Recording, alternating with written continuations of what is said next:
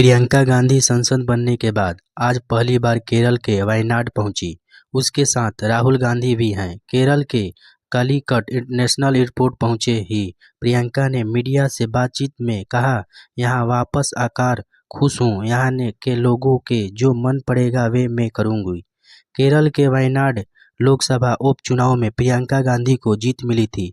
राहुल गांधी के वायनाड सीट छोड़कर पर यहाँ उपचुनाव हुए थे।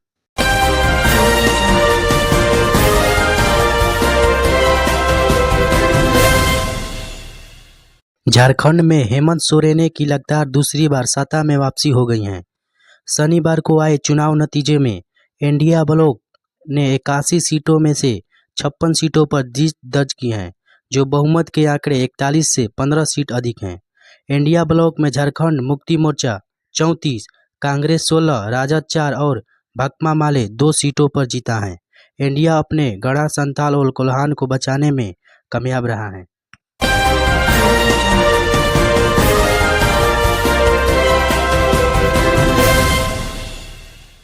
राजस्थान उपचुनाव की 7 में से 5 सीटें भाजपा जीती। भाई के गले लग रोने लगे विधायक।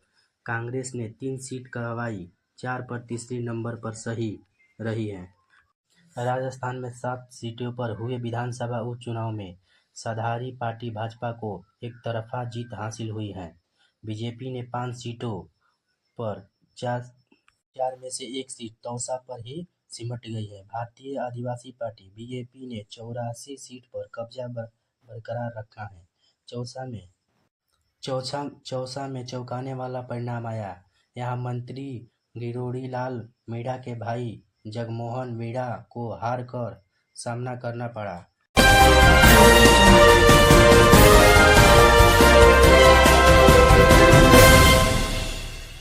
महाराष्ट्र में महायुति का सीएम 2 डिप्टी सीएम का फॉर्मूला। प्रद्युम्न सिंह अजीत एक साथ दिल्ली जाएंगे। हेमंत सोरेन 28 नवंबर को झारखंड सीएम की शपथ लेंगे। महाराष्ट्र के विधानसभा चुनाव के रिजल्ट आने के बाद अब साफ हो गया है कि राज्य में महायुति की सरकार बनेगी। महायुति से सीएम पद के उम्मीदवार की अभी तक घोषणा नहीं हुई है। विधानसभा का कार्यालय 26 नवंबर को खत्म हो जा रहा है, इसलिए इससे पहले सरकार गठित होनी है। ऐसा न होने पर राज्य में राष्ट्रपति शासन लगाना पड़ेगा।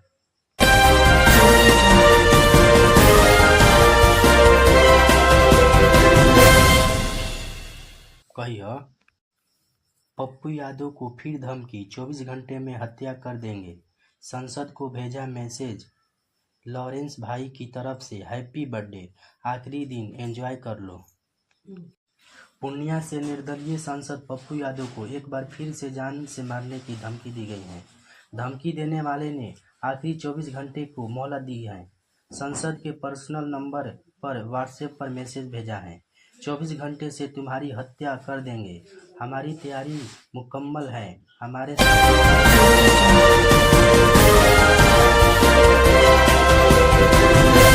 लॉरेंस भाई और